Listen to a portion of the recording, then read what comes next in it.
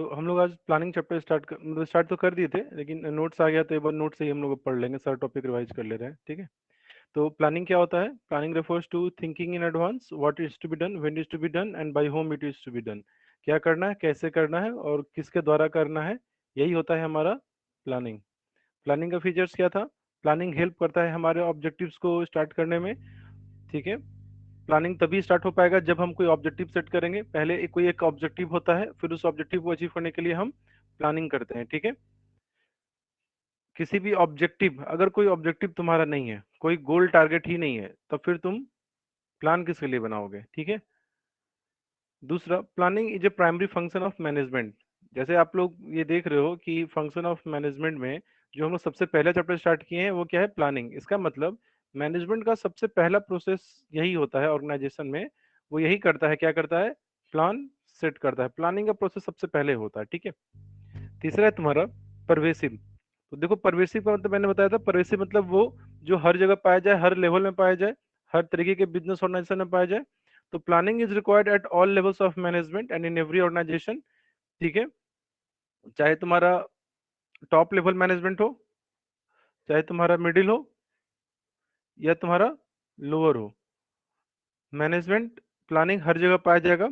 Top level के managers भी planning करते हैं, मिडिल लेवल के मैनेजर्स भी प्लानिंग करते हैं, लोअर लेवल के मैनेजर्स भी प्लानिंग करते हैं। लोअर लेवल के मैनेजर्स को सुपरवाइजर बोला जाता है। चौथा process, planning is continuous. Planning and continuous process है, मतलब प्लानिंग का कोई एंड नहीं है। जब तक बिजनेस एग्जिस्ट करेगा तब तक आपको प्लानिंग करते रहना पड़ेगा। प्लानिंग से ही आपका सर्वाइवल हो सकता है, नहीं तो सर्वाइव नहीं कर पाएगा बिजनेस। पांचवा पॉइंट है, planning is a mental exercise. तो देखिए, प्लानिंग में क्या होता है? काफी दिमाग लगाना होता है, काफी सोचना समझना होता है, ठीक है। इसीलिए ये एक अलग प्रोसेस होता है, और जो बाकी जो फिजिकल लेबर होता है, जो मेहनत वाला काम होता है, वो अलग काम होता है, ठीक है। अब है तुम्हारा इंपॉर्टेंस ऑफ प्लानिंग। प्लानिंग क्यों इंपॉर्टेंट है, क्यों जरूरी है? तो प्लानिंग से क्या होता है? सबसे पहले हमें डायरेक्शन मिलते हैं, दिशा निर्देश मिलता है, ठीक है। Planning is concern with achieving pre determined goals. Planning में हम क्या करते हैं? कोई प्री डिटरमाइंड गोल से टारगेट है, हम उसको अचीव करने के लिए काम करते हैं। इसमें क्या होता है कि इम्प्लॉयज को किस दिशा में मेहनत करना है, किस डायरेक्शन में मेहनत करना है, ठीक है। आप ऐसे समझ जाओ, एक नाव में काफी सारे लोग बैठे हुए हैं, ठीक है, काफी सेलर है, उसमें लोग हैं जिन्हें उसमें नाव को एक सर्टेन डायरेक्शन देना हो, ठीक है। तो वो लोग चप्पू चप्पू से बोलते हैं, जिससे लोग नाव को चला जाता है, ठीक है। तो कैप्टन जो उनका बोलेगा कि इस दिशा में ले जाओ, तो सारे लोग फिर उसी दिशा में क्या करेंगे? चप्पू को चलाएंगे, ठीक है। तो नाव सर्टेन उसी डायरेक्शन में जाएगी। तो जो वर्कर्स होते हैं उन्हें पता नहीं होता है क्या करना है, कैसे करना है, ठीक है। मैनेजर्स उसे प्लान बना के समझाते हैं कि आपको इस डायरेक्शन में जब जाना है, इस डायरेक्शन में काम करना है। तो प्लानिंग से क्या होता है? हमारे मेहनत के एफर्ट को हम एक दिशा देते हैं, डायरेक्शन प्रोवाइड करते हैं, ठीक है। दूसरा, प्लानिंग रिड्यूसेज अनसर्टेनिटीज। देखिए, प्लानिंग से क्या होता है? जितने भी अनसर्टेनिटीज हैं, जितने भी तरीके के रिस्क होते हैं, ये क्या हो जाते हैं? कम हो जाते हैं। Organization have to face many uncertainties and unexpected situations every day. It helps the manager to face uncertainties by predicting the future with their past experiences. तो देखो, प्लानिंग से क्या होता है ना, अनिश्चितताएं कम होती हैं। मैनेजर्स जो होते हैं वो डेली कोई ना कोई ऐसा सिचुएशन उनको उनका लाइफ का पार्ट होता है, कुछ ना कुछ ऐसा फेस करना जो पहले नहीं हुआ हो। तो मैनेजर्स इसमें क्या करते हैं? प्लानिंग प्रोसेस में जो भी इंसिडेंट घटनाएं हो सकती हैं, उनको पहले से ही उनको स्टडी करते हैं, ठीक है। उनके लिए पहले से ही वो लोग क्या करते हैं? प्लान बना के रखते हैं। कई बार तो वो लोग अपने पास्ट एक्सपीरियंसेस को भी यूज करते हैं कि अच्छा, ऐसा पिछले बार हुआ था तो हम इस तरीके से काम किए थे, ठीक है। तो कई बार पास्ट एक्सपीरियंस यूज करते हैं, कई बार कुछ नए मेथड को यूज करते हैं। तो ओवरऑल प्लानिंग क्या होता है? जो भी हमें अनसर्टेनिटीज हम फेस करने वाले हैं, मैनेजर्स उसका एक प्लान बना लेते हैं पहले ही, ताकि उस अनसर्टेनिटीज को, उस रिस्क को हम क्या करें? कम कर सकें। तीसरा, प्लानिंग प्रमोट्स इनोवेटिव आइडियाज, ठीक है। प्लानिंग क्या होता है ना, प्लानिंग एक हाई थिंकिंग प्रोसेस है, ठीक है। प्लानिंग में हम बहुत ज्यादा ही मेंटल प्रोसेस यूज करते हैं। प्लानिंग में कोई फिजिकल काम नहीं करना होता है, हमको इसमें मेंटल अपना दिमाग लगाना होता है, ठीक है। और दिमाग, अब प्लानिंग में भी ना बहुत हाई लेवल का, मतलब एक दिन में प्लान नहीं बनता है। प्लान बनाने के लिए हमको बहुत ही डीप में स्टडी करना होता है बातों को, हमको बहुत ही तरह के फैक्ट्स और फिगर्स हैं, उनको स्टडी करना पड़ता है, ठीक है। तो इसीलिए क्या होता है कि जब कोई इतना सोच समझ के कर रहा है, प्लानिंग करने के लिए कई बार टीम होती है लोगों की, जो जिनका काम ही यही होता है कि आप बस सोचिए, ठीक है, प्लान बनाते रहिए। तो इससे क्या होता है? कई बार हमें नए आइडियाज, न्यू इनोवेटिव आइडियाज भी देखने को मिलते हैं, ठीक है। चौथा फंक्शन क्या है? Planning facilitates decision making. Planning से क्या होता है, डिसीजन मेकिंग करने में हमें सुविधा होता है। तो planning helps the managers to take various decisions. As in planning goals are set in advance and predictions are made for future. these predictions and goals helps the managers to take best decision, last decision नहीं best decision होगा।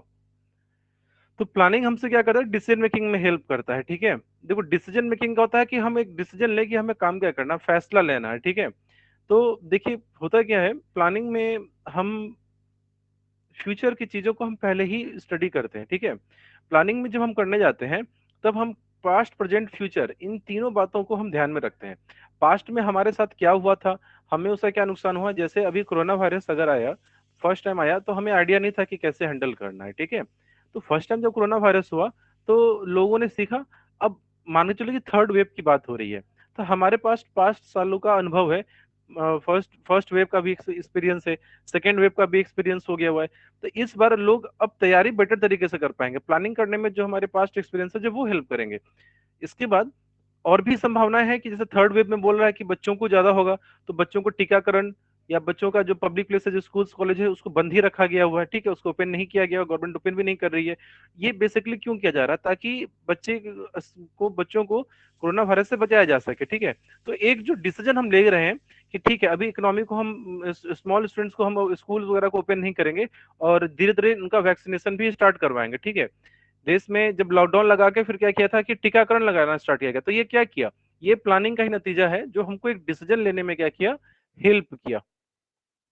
पांचवा, planning reduces overlapping and wasteful activities.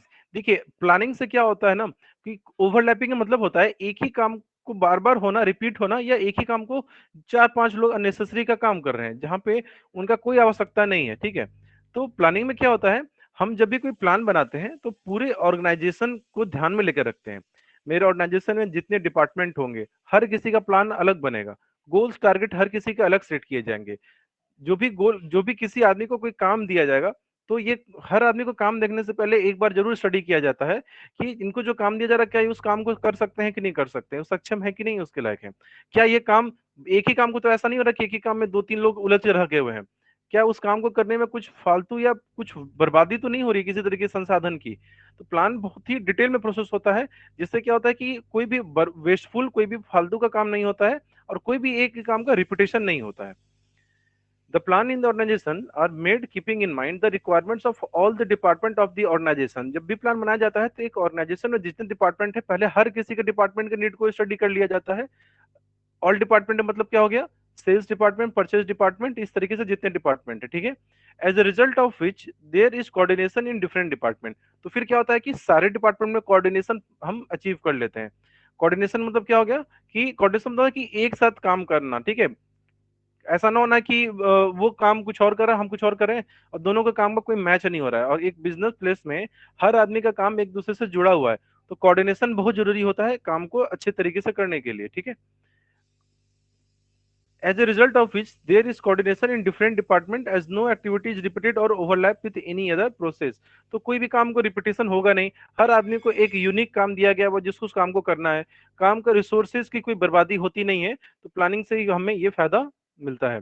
लेकिन planning का limitation भी है। Planning की सबसे बड़ी कम क्या होती है ना, रिजिडिटी बहुत होती है। रिजिडिटी मतलब क्या होता है ना, मतलब समझो, मतलब ये लचीला नहीं होता है, मतलब फ्लेक्सिबल नहीं होता है। देखो प्लान एक बार जब कोई बन जाता है और एक बार लागू कर दिया जाता है, उसके बाद उसके बाद क्या होता है, उसको चेंज करना आसान नहीं होता है। ठीक है, जैसे तुमने एक बार प्लान कर लिया कि अच्छा हम बोर्ड एग्जाम की तैयारी करेंगे तो हम इस तरीके से पढ़ाई करेंगे, इस तरीके से करेंगे, लेकिन कल को क्या ऐसा बोला कि तुम पूरे मेथड को चेंज करो, तो ये तुम्हारे लिए संभव नहीं है। क्योंकि जब तुमने प्लान बनाया होगा तो बहुत सोच समझ के, बहुत ज्यादा मेहनत करके, बहुत ज्यादा टाइम लगा के किया होगा। तो प्लान जब एक बार बन जाता है ना, फिर वो बन गया, फिर उसको चेंज करना आसान नहीं होता। इसीलिए प्लानिंग से क्या होती है, रिजिडिटी आती है।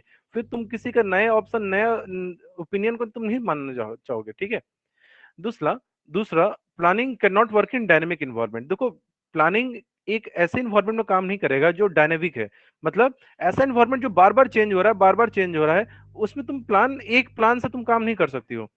ठीक है, तो इसीलिए बोला था कि planning can not work in dynamic environment, क्योंकि प्लान एक बार बन जाता है तो फिर उसको तुरंत चेंज करना तो पॉसिबल है नहीं। लेकिन बिजनेस तो तुरंत तुरंत चेंज हो रहा है डायनेमिक इन्वायरमेंट में, तो फिर हम कैसे प्लान से काम करेंगे। It is not suitable in dynamic environment. As once plans are made, it becomes hard to change. It is that why it is not suitable in a dynamic environment. ठीक है, तो प्लान सबसे अच्छा किस method में काम करता है? जो भी तुम्हारा स्टैटिक एनवायरनमेंट होता है जिसमें चेंजेस नहीं आते हैं, स्टैटिक एनवायरनमेंट में ये ज्यादा सुटेबल होता है। ठीक है। तीसरा, प्लानिंग काफी कॉस्टली होता है। भाई प्लान बना रहे हो, तुम एक्सपर्ट लोगों को नौकरी पर रखोगे, बड़े बड़े मैनेजर तो लेकर आओगे, उनको एक एक दो दो लाख रुपए की सैलरी दोगे, वो बहुत सारे डेटा को कलेक्ट करेंगे, पास्ट ईयर के डेटा को कलेक्ट करेंगे, प्रेजेंट ईयर के डेटा को कलेक्ट करेंगे, उनको स्टडी करेंगे थॉरली। तो ये काफी कॉस्टली प्रोसेस हो जाता है। ठीक है, इसीलिए प्लानिंग हर किसी कंपनी के करने की बस की बात नहीं होती है। चौथा, प्लानिंग एक टाइम कंज्यूमिंग प्रोसेस है। जब भी कोई प्लान बनाया जाता है, उसमें बहुत ज्यादा समय लगता है। तुम बहुत बातों को स्टडी करते हो, तुम पास्ट की बातों को स्टडी करोगे, प्रेजेंट के बातों को स्टडी करोगे, तुम भविष्यवाणी करने की कोशिश करोगे, तुम फोरकास्टिंग करने की कोशिश करोगे। तो इस सारे बातों को करने के लिए समय बहुत ज्यादा चाहिए होता है। ठीक है, इसलिए प्लानिंग में बहुत ज्यादा समय लग जाता है। तो यही सब चीज उसकी कमी है कि प्लानिंग में इतना बहुत ज्यादा समय लगेगा, फिर उसमें पैसा भी बहुत ज्यादा लग जाएगा, क्योंकि समय ज्यादा है तो पैसा ज्यादा लगेगा। पैसा ज्यादा लगने के बाद जो प्लान एक बार बन के आ गया, ठीक है, मान के चलो तुमने 2-3 महीना स्टडी किया और तुमने एक प्लान बना दिया, अब हम कल को बोले बाबू प्लान तो चेंज करो ना, कुछ चेंज हो गया, तो ऐसा संभव नहीं है। ठीक है।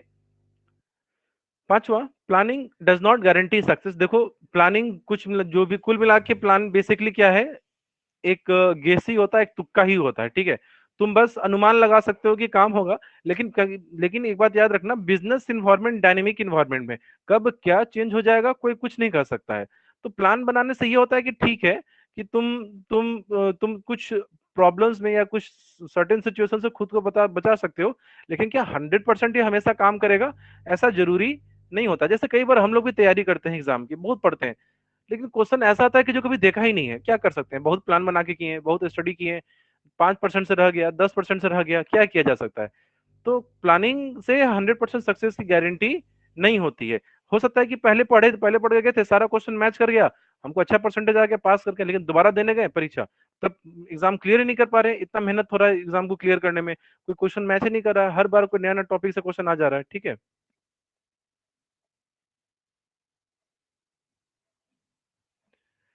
चलिए, अब आता है हमारा प्लानिंग प्रोसेस, ये इंपॉर्टेंट है। प्लानिंग प्रोसेस हम लोग पढ़ते हैं क्या होता है। तो देखो, प्लानिंग करने में ना 3-4 प्रोसेस होते हैं। ठीक है, ये वीबीआई है सीबीएसई बोर्ड वालों बच्चों के लिए। ठीक है, ये आप लोग वीबीआई लिख लेना। तो देखो, प्लान जब सेट किया जाता है प्लानिंग प्रोसेस में, तो सबसे पहला स्टेप होता है, पहले देखो प्लानिंग करने के लिए एक ऑब्जेक्टिव होना जरूरी है। तुम्हारा कोई एक लक्ष्य टारगेट होना चाहिए। ठीक है, फिर तुम उसको अचीव करना चाहते हो कि नहीं करना चाहते हो। ठीक है, तो सबसे पहले तुम्हारा एक गोल्स होना चाहिए कि भाई हम काम क्या करना चाहते हैं। ठीक है, जब तुमको पता रहेगा कि तुमको काम क्या करना है, फिर तुमको ऑब्जेक्टिव क्या है, तुम्हारा उद्देश्य क्या है, मकसद क्या है, फिर तुम उस मकसद को अचीव करने के लिए हम क्या करेंगे, प्लान सेट करेंगे। ठीक है, तो देखिए, in planning function managers begins with setting up of the objective because all the policies and procedures and methods are framed for achieving the objective. तो इस प्रोसेस में क्या होता है कि इस प्रोसेस में क्या होता है, कंपनी पहले अपने गोल्स टारगेट ऑब्जेक्टिव को क्लियर कर डिफाइन करती है, बताती है, समझाती है, फिर उसको अचीव करने के लिए क्या किया जाता है, प्लान बनाया जाता है। ठीक है। दूसरा है डेवलपिंग प्रेमिसेस। देखो, प्रेमिसेस का मतलब होता है धारणा, एजम्पशंस। ठीक है,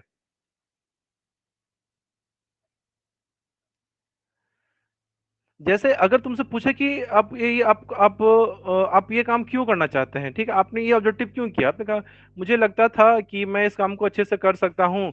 मतलब एजम्पशंस कि आप किस बेसिस के ऊपर में, किस आधार के ऊपर में आप अपने प्लान्स को सेट कर रहे हो। ठीक है, आप क्यों कंपनी बनाना चाह रहे हैं, आप क्यों बिजनेस खोलना चाह रहे हैं, आप क्यों टीचर बनना चाह रहे हैं, आप क्यों बिजनेस स्टडीज के टीचर बनना चाह रहे हैं। मैं अगर पढ़ा रहा हूँ आप लोगों को बिजनेस स्टडीज या इकोनॉमिक्स, तो इसको पढ़ाने के पीछे मेरे कोई ना कोई तो पॉइंट तो होगा ना। तो हम बोलेंगे हाँ देखो, पढ़ा तो मैं सारा सब्जेक्ट सकता हूँ, अकाउंट्स भी पढ़ता था, अकाउंट्स में मुझे काफी अच्छे मार्क्स आए हुए हैं, सीए एग्जाम्स में भी दिया था, लेकिन थ्योरी सब्जेक्ट है उसमें बस बोर हो जाता हूँ। और मैं जब थ्योरी पढ़ा, सॉरी न्यूमेरिकल सब्जेक्ट इसलिए बोर हो जाता हूँ, लेकिन जब मैं थ्योरी पढ़ाता हूँ तो मैं अपने इमेजिनेशन को यूज करता हूँ, मैं डायग्राम, फोटोज, इमेजेस यूज कर सकता हूँ, मुझे वो इंटरेस्टिंग लगता है, और बच्चों को सबसे ज्यादा दिक्कत इसी पेपर में होता है। तो ये मेरा एजम्पशन हुआ, ये मेरा प्रेमिसेस हुआ, जिस प्रेमिसेस के ऊपर में मैं अपना टीचिंग करियर को स्टार्ट किया। उसी तरीके से कंपनी ऑर्गेनाइजेशन में जब प्लान ऑब्जेक्टिव सेट करती है, तो उसको प्रेमिसेस डिफाइन करने होते हैं कि आप ऐसा क्यों सोच रहे हो, आप किस बेसिस पे काम करना चाह रहे हो। ठीक है। तीसरा, listing the various alternative for achieving the objective. चलो ठीक है, अब इस बात को समझने के लिए मैं एक एग्जांपल देता हूं। चलिए आपको मान के चलो मोती झील मार्केट मुझे जाना है, ठीक है।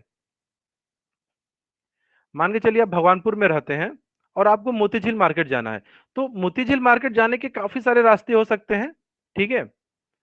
एक रास्ता हो सकता है कि आप माड़ीपुर होके चले जाइए, ठीक है। एक रास्ता हो गया कि ठीक है आप स्टेशन होके हुए आप ओवर ब्रिज होते हुए चले जाइए। तो काफी सारे रास्ते हैं जाने के लिए, जो जिस तरह से जाना चाह रहा है।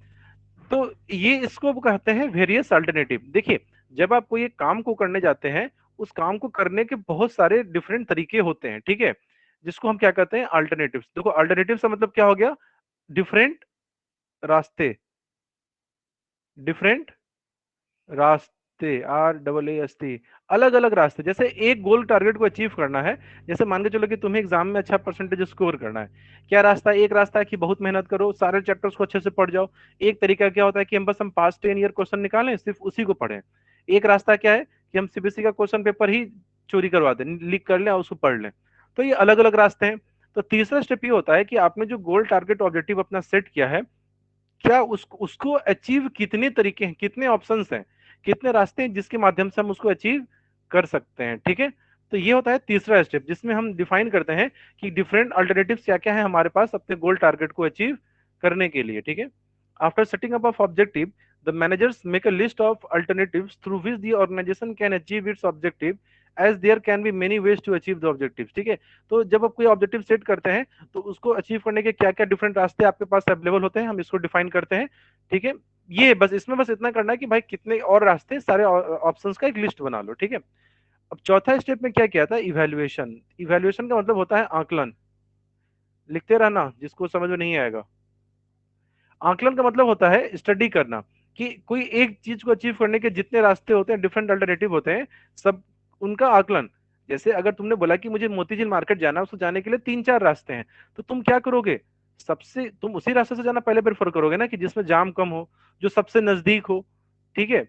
तो इसके लिए तुम क्या करोगे, जितने ऑप्शन है तुम सबको देखोगे, यार इस रास्ते से जाएंगे तो इसमें बहुत ज्यादा समय लग जाएगा, यार इसको इधर से जाएंगे तो बहुत टाइम लग रहा है, क्या किया जाए, ये भी महंगा है साला, जाम भी लग जाएगा, ऑटो भी 2-3 बार ऑटो भी चेंज करना होगा, नहीं यहाँ से नहीं जाएंगे, ठीक है। इसको कहते हैं आकलन करना, कि तुमको जो जो ऑप्शंस तुमको मिल गए हुए हैं, तुम उनका स्टडी करो, कंपैरिजन करो, कि यार कौन सा सही है कौन सा सही नहीं है, ठीक है। और पांचवा होता है कि उसमें से जो बेस्ट ऑप्शन होता है, उसको हम क्या करते हैं, सेलेक्ट करते हैं। तो पांचवा स्टेप में सेलेक्टिंग दी एन अल्टरनेटिव, जो ऑप्शन सबसे बेस्ट रहेगा उसका सिलेक्शन करना, ठीक है। देखिए, the best alternative is selected, but as such there is no mathematical formula for selecting the best alternative. Some instead of selecting an one alternative, a combination of alternative is also selected. देखो कई बार क्या होता है कि तुमको एक से ज्यादा बेस्ट ऑप्शन मिलता है, तुम सोचते ठीक है ये दोनों ऑप्शन हम यूज कर लेंगे, ठीक है। तो कई बार लोग क्या होते हैं ना, कॉम्बिनेशन भी यूज कर लेता है।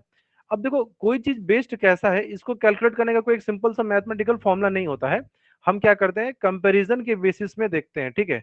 हम ये देखते हैं कि सबसे सबका कंपेयर करेंगे, फिर हम देखते हैं कि किसका खर्चा कॉस्ट किसका कम है, किसमें हमको बेनिफिट ज्यादा है। यही सब तरीके होते हैं बेस्ट को सेलेक्ट करने का। कई बार हमको लगता है कि यार एक ही, अगर हम इन दोनों मेथड को यूज करेंगे तो हमको और फायदा होगा। तो देखो कई बार क्या होता है कि तुमको कोई एक सिंगल रास्ता तुमने सेलेक्ट कर लिया, कई बार होता है कि नहीं, हम काम करेंगे लेकिन दोनों तरीके से पढ़ाएंगे। जैसे मैं अगर पढ़ा रहा हूँ, तो मैं यहाँ ऑफलाइन भी पढ़ा रहा हूँ, यहाँ पर ऑनलाइन भी पढ़ा रहा हूँ, ठीक है। तो ये मेरे पास दोनों ऑप्शन मैंने यूज कर लिया, ठीक है। सिर्फ ऑफलाइन के भरोसे भी नहीं रहना है और सिर्फ ऑनलाइन के भरोसे भी नहीं रहना है। तो मैंने दोनों ऑप्शन को यूज किया। तो यही होता है कि कई बार क्या होता है, जो मैनेज होते हैं वो सिंगल ऑप्शन को सिलेक्ट करते हैं, कई बार कॉम्बिनेशन ऑफ ऑप्शंस को भी यूज किया जाता है, ठीक है। इसके बाद होता है कि जब तुमने सेलेक्ट कर लिया सबसे बेस्ट अल्टरनेटिव, तो फिर भाई उसको अपने कंपनी में हम क्या करते हैं, इम्प्लीमेंट करवा देते हैं। इम्प्लीमेंट करने का मतलब क्या होता है, उसको लागू करवा देते हैं, ठीक है। उसको लागू करवाते हैं कंपनी के ऊपर में, जो भी नियम कानून जो भी मैंने बनाया, ठीक है। तो देखिए, द मैनेजर्स प्रिपेयर और draft the main and supportive plans on paper. तो जब मैनेजर्स ने सेलेक्ट कर लिया कि सबसे बेस्ट मेथड कौन सा है, किसको यूज करेंगे, तो फिर वो क्या करता है, उसको उसको उसको लिखित रूप में देता है। ड्राफ्ट करने का मतलब होता है लिखना, लिखित रूप में नोटिस में बना देगा, एक चिट्ठी बनाएगा। और उस चिट्ठी को, जैसे नोटिस आप लोग पढ़े होंगे स्कूलों स्कूलों में, एक नोटिस बना दिया था, चिपका दिया जाता है, तो उसी को ड्राफ्ट कहना कहते हैं, ठीक है। अब इसके बाद इसको बता दिया था कि दिनांक इस तारीख से कंपनी इसी तरीके से काम करेगी, ठीक है। तो इसी प्रोसेस को हम बोलते हैं इम्प्लीमेंटिंग करना। फॉर इम्प्लीमेंटिंग द प्लान और putting the plan into action, the manager start communicating. अब क्या होना है कि अगर अगर मैं जैसे मान के चलो अभी मैं आप लोग को क्लास कर रहा हूँ, तो मैंने आपको टीच मिनट वाला ऐप पे क्लास लेना था, ठीक है। मैंने देखा कि यार जूम पे पढ़ाते हैं, लेकिन जूम में दिक्कत ये होता है कि बच्चों को नोट्स मैनुअली भेजना होता है, क्लास में रिकॉर्डिंग मतलब ज्यादा इतना अच्छा नहीं है ऑप्शन, 40 मिनट का लिमिट होता है, क्लास खत्म हो जाता है, ठीक है। तो मैंने सोचा कि यार मुझे अल्टरनेटिव चाहिए, मैंने क्या किया, अल्टरनेटिव को सिलेक्ट किया, टीचमेंट वाला ऐप।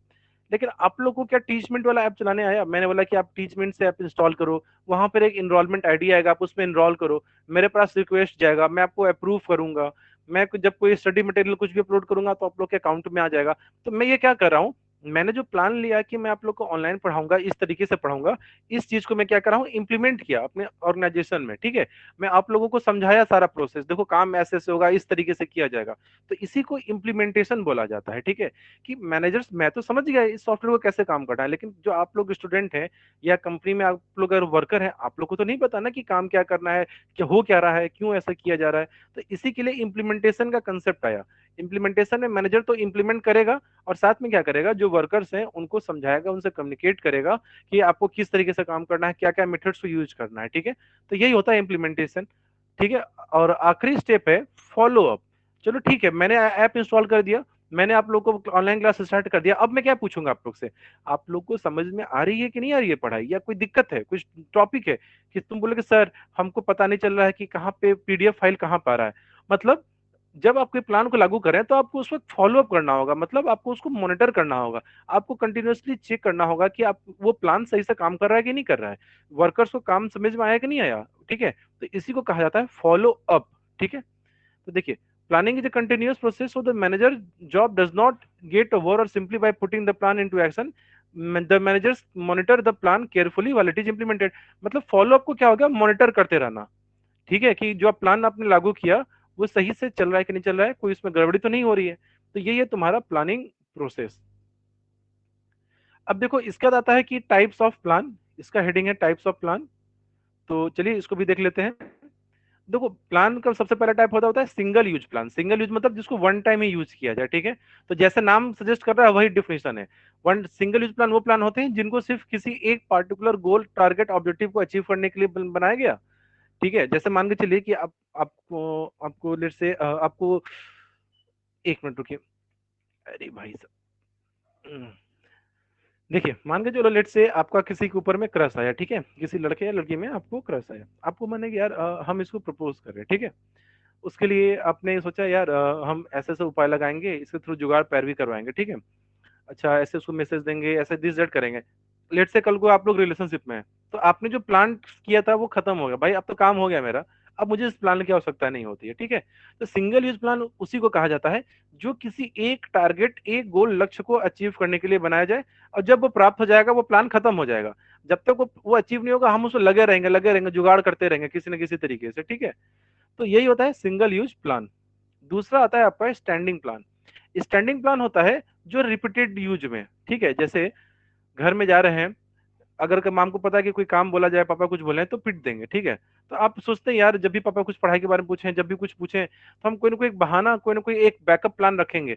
और चूंकि वो सिचुएशन बार बार लाइफ में आती रहेगी, ठीक है, जब तक गार्जियन रहेंगे कुछ ना कुछ बोलते रहेंगे, कभी डांट देंगे, ठीक है। तो आपको उसको कैसे हैंडल करना होता है, उसके लिए आप स्टैंडिंग प्लान बनाते हैं, ठीक है। तो स्टैंडिंग प्लान होता है सिंगल यूज का जस्ट अपोजिट। सिंगल प्लान सिर्फ एक बार यूज के लिए होता है, लेकिन स्टैंडिंग प्लान होते हैं ना, वो किसी ऐसे सिचुएशन, ऐसे परिस्थिति के लिए होता है जो बार बार रिपीट होती रहती है, ठीक है। जैसे कस्टमर रिफंड कर सकता है, कस्टमर अगर जैसे अमेजन वगैरह पे शॉपिंग करते हो तो उनकी रिफंड पॉलिसी होती है कि उनको प्लान बनाया है कि अगर कोई कस्टमर रिफंड करेगा तो उसको हम कैसे रिफंड करेंगे, रिफंड करने का प्रोसेस क्या होगा। तो इसके लिए प्लान जो बनाया जाएगा वो स्टैंडिंग प्लान होगा। तो ऐसी सिचुएशन के लिए जो बार बार रिपीट होगा, क्योंकि कस्टमर, आप ऑनलाइन बिजनेस कर रहे हैं, कई बार होगा जो सामान वापस करेंगे, तो उसके लिए हम क्या करेंगे कि स्टैंडिंग प्लान बनाएंगे, ठीक है। अब दोनों का डिफरेंस है, ये वीवीआई है। सिंगल यूज प्लान क्या होता है, ओनली वंस, ये लेकिन अगेन एंड अगेन, ये डेवलप किया जाता है सिर्फ वन टाइम इवेंट के लिए, लेकिन इसको इवेंट किया जाता है ऐसे इवेंट के लिए जो रेगुलरली रिपीट होते रहेंगे। जैसे ही हमारा प्रोजेक्ट है, जैसे ही हमारा ऑब्जेक्टिव, जैसे उसका लक्ष्य को प्राप्ति होगी, सिंगल यूज प्लान का क्या हो जाएगा, डिस्कार्डेड हो जाएंगे, ये खत्म हो जाएंगे, ठीक है। लेकिन जो तुम्हारा स्टैंडिंग प्लान है वो क्या होगा, इस इट इज इसको बनाया एक जाएगा, लेकिन बार बार इसमें समय के हिसाब से इसमें कुछ चेंजेस किए जाएंगे। इनका एंड नहीं होता है, ठीक है, इनको इनको खत्म नहीं किया जाता है, ठीक है, रिपीटेडली चलते रहेंगे। हाँ, समय के हिसाब से कुछ थोड़ा बहुत आगे पीछे करते रहना पड़ेगा इसमें, ठीक है। इसमें एग्जांपल दिया है, it includes budget, programmes and project, ठीक है, it includes policies, procedures, method, rules, etc. चलिए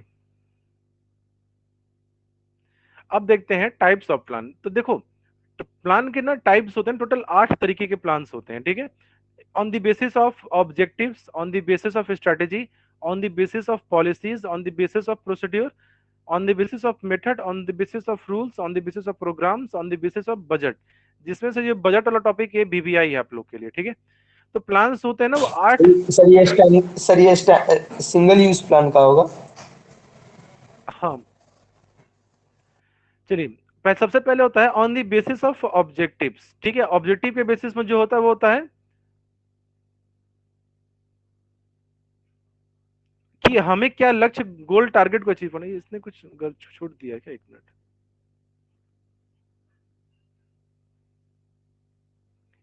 ये वाला टॉपिक मुझे देखना पड़ेगा, मैं आप लोगों को कल के क्लास में बताऊंगा, ठीक है। ये कुछ मिसिंग लग रहा है इसमें, इसको रहने दो।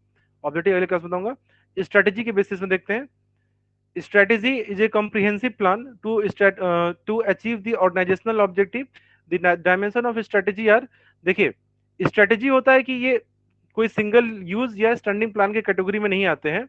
स्ट्रेटेजी मतलब क्या हो गया, जैसे जैसे आप ऐसे समझो, स्ट्रेटेजी अपने आप में एक प्लान का रूप होता है। जैसे अगर मान के चलो चाइना ने गलवान वैली में मतलब उनकी आर्मी पहुंच गई थी, तो इंडियन आर्मी से क्या पूछा गया कि आप चाइना को कैसे हटाइएगा, चाइना को कैसे पीछे धकेलिएगा। तो हम उसके लिए क्या बनाते हैं, स्ट्रेटेजी, ठीक है। स्ट्रेटेजी क्या होता है, जैसे अगर आर्मी को बोला जाए कि आपकी स्ट्रेटेजी क्या है, तो स्ट्रेटेजी जो होता है ना एक काफी कॉम्प्रिहेंसिव प्लान होता है। स्ट्रेटेजी अपने आप में काफी डिटेल प्लान होता है, ठीक है। जैसे आप लोग को पता होगा कि चाइनीज सोल्जर हैं, उनको ठंड काफी, मतलब ठंड में काम करने का उनको आदत नहीं होता है।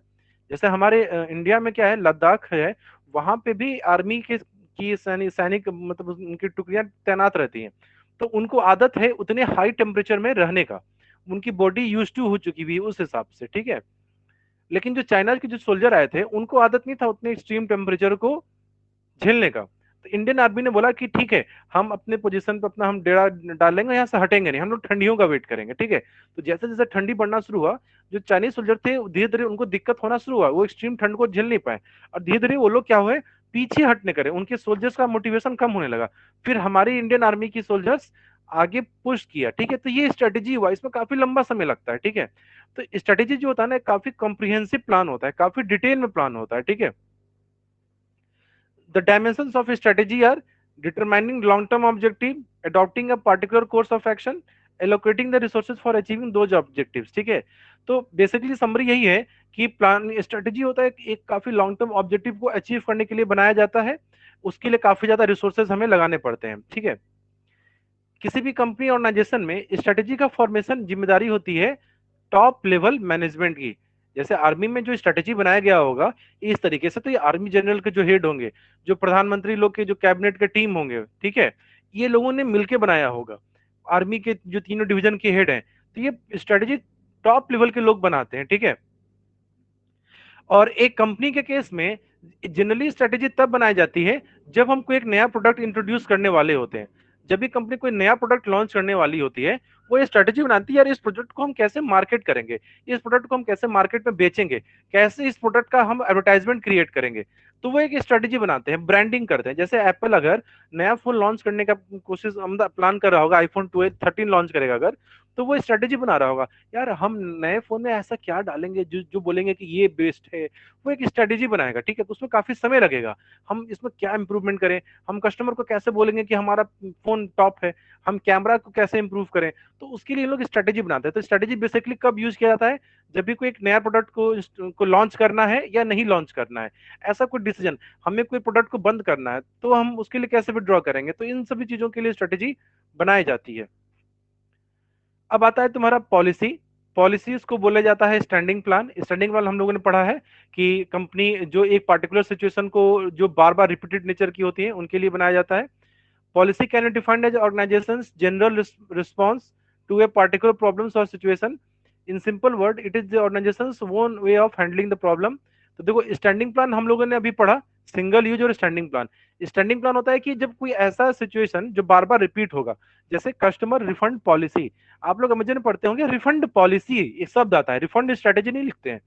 तो पॉलिसी क्या हो गया, पॉलिसी भी एक तरीके से स्टैंडिंग प्लान की तरह ही होता है, ठीक है। पॉलिसी भी बनाई जाती है किसी एक पर्टिकुलर सिचुएशन के लिए, लेकिन जो बार बार रिपीट हो सकती है, ठीक है। कस्टमर रिफंड कर सकता है किसी भी तरीके का, ठीक है, उसको पैसे चाहिए होंगे तो हम किस तरीके से देंगे, तो उसके लिए पॉलिसी बनाई जाती है, ठीक है। Policy can be defined as organization's general response to a particular problem or situation. In simple words, it is the organization's own way of handling the problems. Policies are made at every level. Her level में की company में जो top level है, middle level है, हर level अपनी अपनी कोई ना कोई पॉलिसी बनाती है। जैसे मैं अगर टीचर में पढ़ा रहा हूँ तो मेरी अपनी पॉलिसी होगी पढ़ाने की। आप स्टूडेंट हैं, आप आते हैं, आपको पैसा लग रहा है, आपका अपना खुद का एक पॉलिसी होगा कि भाई हम जब पढ़ने जाएंगे तो हम कैसे पढ़ेंगे, सर से क्या क्या डाउट पूछेंगे, किस तरीके से स्कोर करेंगे। तो पॉलिसी हर कोई बनाता है, ठीक है। तो एक कंपनी ऑर्गेनाइजेशन केस में जितने भी लेवल्स ऑफ मैनेजमेंट में लोग काम कर रहे हैं, हर कोई अपना पॉलिसी बनाता है, ठीक है। तो स्टूडेंट आज के क्लास के लिए हम लोग इतना ही रहने देते हैं, ठीक है। काफी लंबा टॉपिक हो जाएगा, बाकी अगले क्लास में हम लोग डिटेल में सारा पढ़ेंगे। ये इस क्लास की रिकॉर्डिंग अपलोड हो जाएगी, ये पीडीएफ भी आप लोग को मैं शेयर कर दूंगा। अगर किसी को कोई डाउट होगा तो आप नेक्स्ट क्लास में मुझसे पूछ लीजिएगा, ठीक है। तो और शाम का क्लास चलेगा 4:45 में, तो बच्चे लोग आप लोग उसमें भी ज्वाइन कर लीजिएगा, ठीक है। तो चलो स्टूडेंट आज के क्लास के लिए इतना ही रहने देते हैं फिर, ठीक है। किसी को अगर कुछ पूछना है तो पूछ सकते हो, नहीं तो मैं क्लास एंड करता हूँ। चलिए मेरे ख्याल से नहीं पूछना है, चलिए ठीक है स्टूडेंट। तो sir on the basis of nature. On the basis of nature, ये प्लान का पूछ रहे हो? Yes sir, planning. एक मिनट रुक जाओ, अभी नेचर पढ़ाया कहाँ हूँ? सर पढ़ाए थे ना। ये तुम प्लान पूछ रहे हो on the basis of nature? Yes sir. कहाँ पढ़ाया हूँ? अभी तो पॉलिसी ही बताया हूँ, उसमें स्ट्रेटेजी और पॉलिसी, सर पीछे बीच आप में नहीं गया हूँ। मेरे में पीछे ही दिया हुआ था, आपको लगा पढ़ा दिए। नहीं नहीं, अभी आगे के टॉपिक में आएगा वो।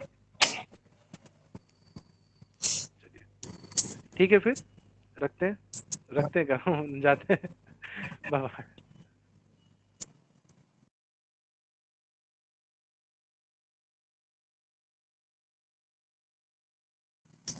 चौबे जी शाम को आइएगा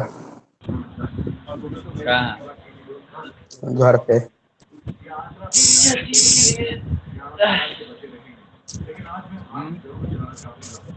दिखेगा तो दिखाते हैं, देखेगा रुक देखा।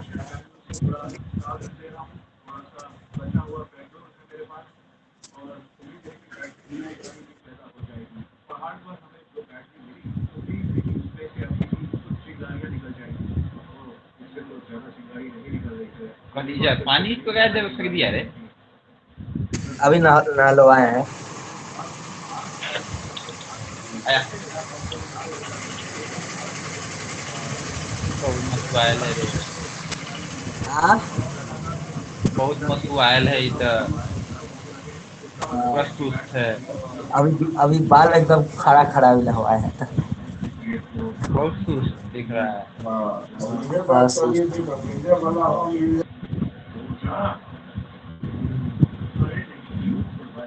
और सुतता कहाँ पे है? उधर है, बाहर है, बाहर। सुतिया है तुम समझा।